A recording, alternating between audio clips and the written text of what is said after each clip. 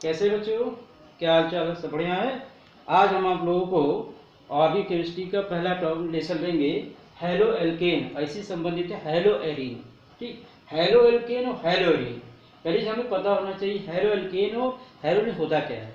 Halo alkane मैंने halogen परमाणु जो है एल्केन समूह और एल्कीन मतलब एरोमेटिक कंपाउंड दोनों के साथ जुड़े होते हैं।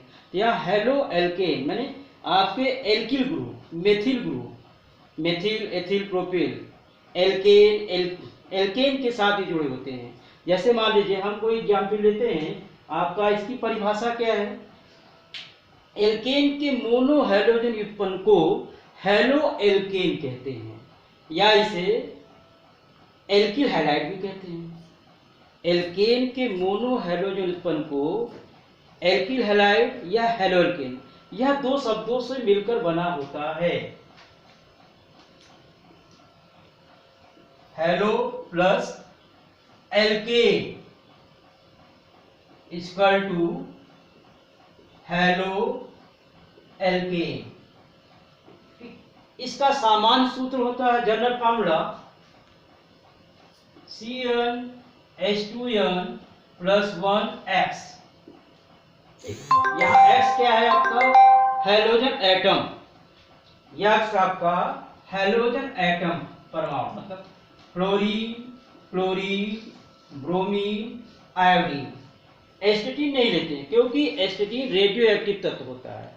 यहाँ पर कोई भी फार्मूला मान लीजिए लेते, इसका उपयोग कर लीजिए।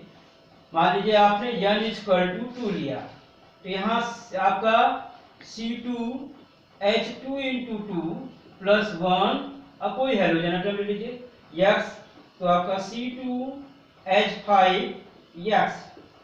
इसका नेम क्या होगा, ये एथिल हैलाइड, ये आपका हेलोजन एटम है। यहाँ इसका नाम हो गया एथिल हैलाइड। इसी के अकॉर्डिंग आप कोई भी नाम बना सकते हैं कि आपका जैसे CH3Cl, ये methyl chloride,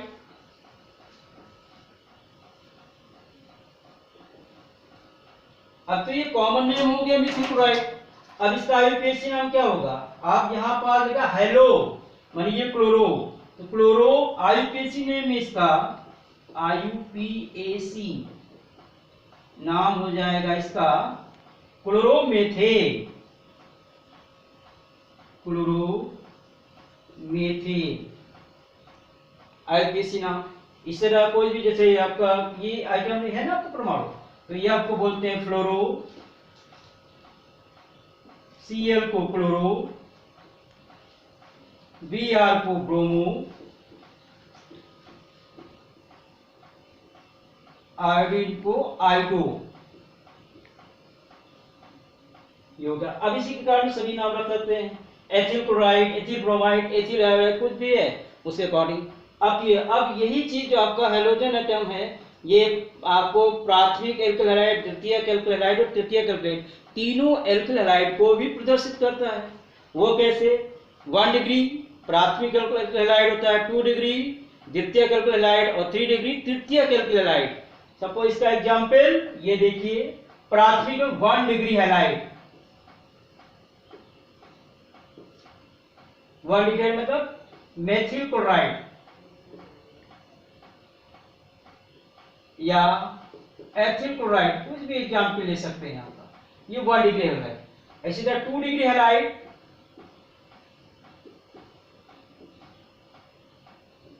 CH3 CH X halide है, तो यहाँ पर आपको चाहिए भी इसको एग्जांपल या CH3X। यहाँ भी आपका सेकेंडरी हैलाइड, टर्सरी हैलाइड ये हो गया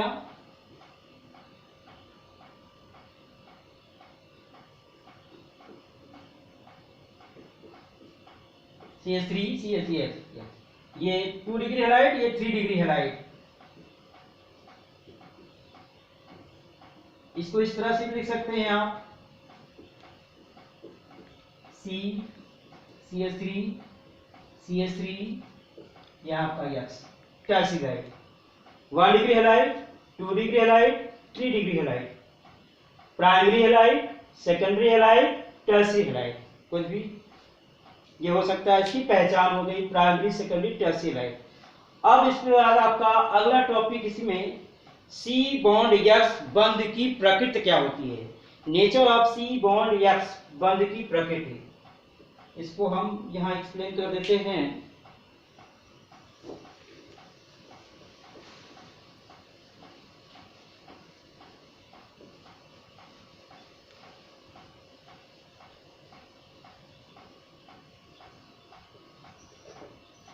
सी बॉन्ड एक्स बंध की प्रकृति, सी बॉन्ड एक्स बंध की प्रकृति, nature of C bond X बंध की। इसे बड़ा इंपॉर्टेंट, क्योंकि ये आपके जो हाइड्रोजन एटम है ये बहुत अभिक्रियाशील होता है हेलो एल्केन में। क्यों? क्योंकि इस कार्बन पर sp3 प्रकार का संकरण बंध पाया जाता है, जिसके कारण ये हेलोजन एटम से ज्यादा क्रियाशील हो जाता है। मुझे कैसे इसमें sp3 प्रकार का संकरण बंध पाया जाता है, पहले इसको देखा जाए। इस स्ट्रक्चर द्वारा एक्सप्लेन हो जाएगा आपका। ये देखिए, यहाँ आपको पता है हेलो संकरण कौन बनाता है, सिग्मा बॉन्ड बनाता है। यहाँ sigma bond form, 1 sigma, 2 sigma, 3 sigma, 4 sigma, 4 sigma हो गया। 4 सिग्मा मीन्स होता है आपका sp3 हाइब्रिडाइजेशन।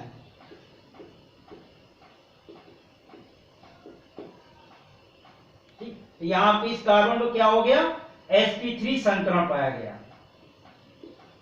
sp3। इसीलिए कारण ये ज्यादा अभिक्रियाशील हो जाता है, मोस्ट रिएक्टिव।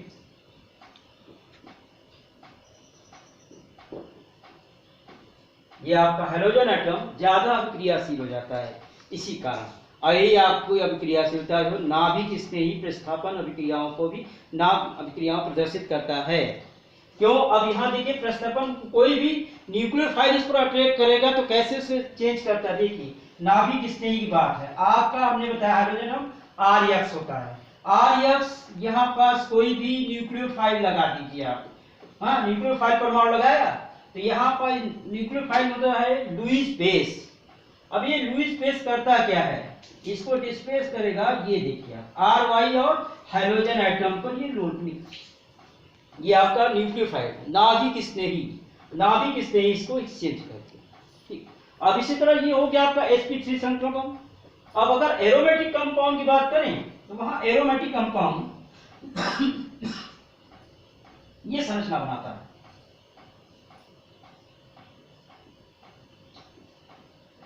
ये यहाँ हाइड्रोजन एटम लगा है, इसमें किस प्रकार का, या एल्कीन पर भी ले सकते हैं आप। एल्कीन में ये डबल बॉन्ड लिया, ये आपका यहाँ भी हाइड्रोजन एटम है। ये अब यहाँ पास देखिए सिग्मा बॉन्ड फॉर्मेशन कितना हुआ, इस पर संकरण कितना बन गए, 1 सिग्मा, 2 सिग्मा और ये आपका 3 सिग्मा। तो 3 सिग्मा मीन्स क्या होता है, sp2 हाइब्रिडाइजेशन। इस कार्बन पर sp2 हाइब्रिडाइजेशन पाया गया। यहाँ पास देखिए, इस कार्बन की बात करें यहाँ पर 1 सिग्मा, 2 सिग्मा और ये क्या होगा 3 सिग्मा, दूसरा वाला पाई बॉन्ड होता है। यहाँ इस कार्बन पर किस प्रकार संकरण पाया गया, sp2 प्रकार का संकरण, जो कि ये जो आपका ये हेलोजन एटम होता है ये लेस रिएक्टिव, निष्क्रिय होता है, इनएक्टिव हेलोजन एटम है। ठीक है, लेकिन यहाँ पर डीलोकलाइजेशन ऑफ पाई इलेक्ट्रॉन के कारण हेलोजन एटम में एरोमेटिक रूप में ज्यादा क्रियाशीलता हो जाती है, परंतु यहाँ पास ऐसा नहीं है, इसमें ज्यादा क्रियाशील कौन है, हेलोजन एटम। ये हो गया।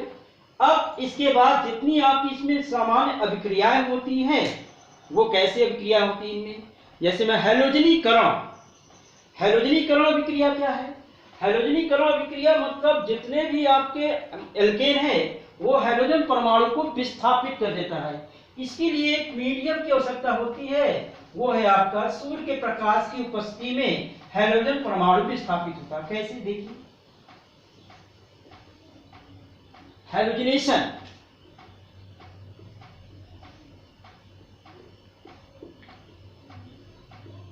हिंदी में हेलोजनीकरण, जैसे आपका ये मेथेन है, क्लोरीन से क्या कराएंगे in the presence of ultraviolet red high frequency. तो यहाँ पास फॉर्मेशन क्या है, ये आपका हेलोजन है तो मेथिल ग्रुप में चेंज हो जाएगा, मेथिल क्लोराइड और HCl इसे फर्दर रिएक्ट करेगा ये क्लोरीन से, तो सारे आपके हाइड्रोजन एटम हेलोजन से परिवर्तित हो जाएंगे, CH2 Cl2 प्लस HCl। फिर नेक्स्ट आपका क्लोरीन से फिर रिएक्ट करेंगे, यहाँ सब हाई फ्रिक्वेंसी लेंगे, तो यहाँ का CH3 CaCl3 plus HCl। Next लेंगे हम क्लोरीन, तो यहाँ CCl4 और आपका HCl। कार्बन टेट्राक्लोराइड या पायरीन, इसे पायरीन भी बोलते हैं,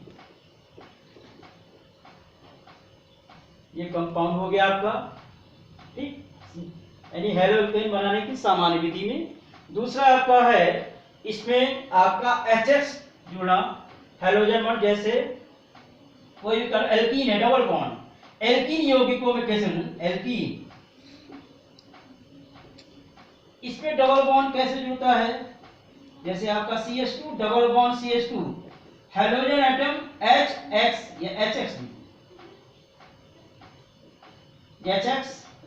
ये आपका देखिए, अगर आप एंटी मार्कोनिक ऑफ या खैरेस प्रभाव देंगे तो यहाँ पास आपका एथिल हैलाइड बनेगा। अब अगर मान लीजिए मार्कोनिक ऑफ लेते हैं तो असंतुलित हाइड्रोकार्बन लेंगे, CH3 CH double bond CH2, यहाँ HX जोड़ते हैं, यहाँ दो प्रोडक्ट मार्कोनिक ऑफ के अनुसार आपका आइसो एल्किल हैलाइड बनेगा, यानी आइसोप्रोपिल हैलाइड CH3 CH और CH3 by Markovnikov rule, यम रूल। और एंटी मार्कोनिक ऑफ लेंगे तो CH3 CH double bond CH2 plus HX, यहाँ पास CH3 CH2 CH2 X by anti Markovnikov, anti यम रूल, एंटी मार्कोनिक ऑफ नियम के अनुसार ही बन जाएगा आपका। ये आपका आइसोफॉर्म हो गया, ये नॉर्मल हो गया, ठीक। इसी तरह अगला प्रोडक्ट क्या बनाता है, जैसे इसमें डार्जन अभिक्रिया भी आती है। डार्जन अभिक्रिया क्या होती है,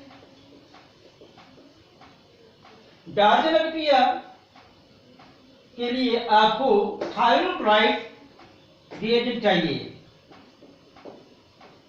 SOCl2 थायरोन क्लोराइड, डार्जन अभिक्रिया।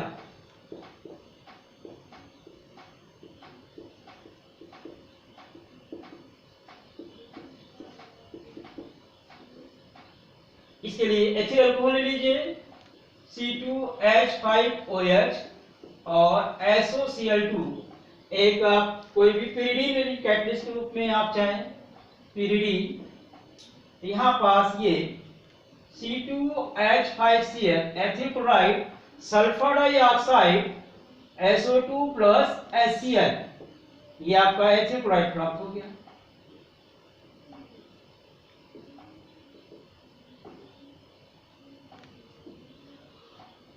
अब इसी में एक और महत्वपूर्ण नेमिंग रिएक्शन में आता है हंस-टीकर अभिक्रिया, उसे बोरोडीन हंस-टीकर अभिक्रिया भी कहते हैं। बोरोडीन हंस-टीकर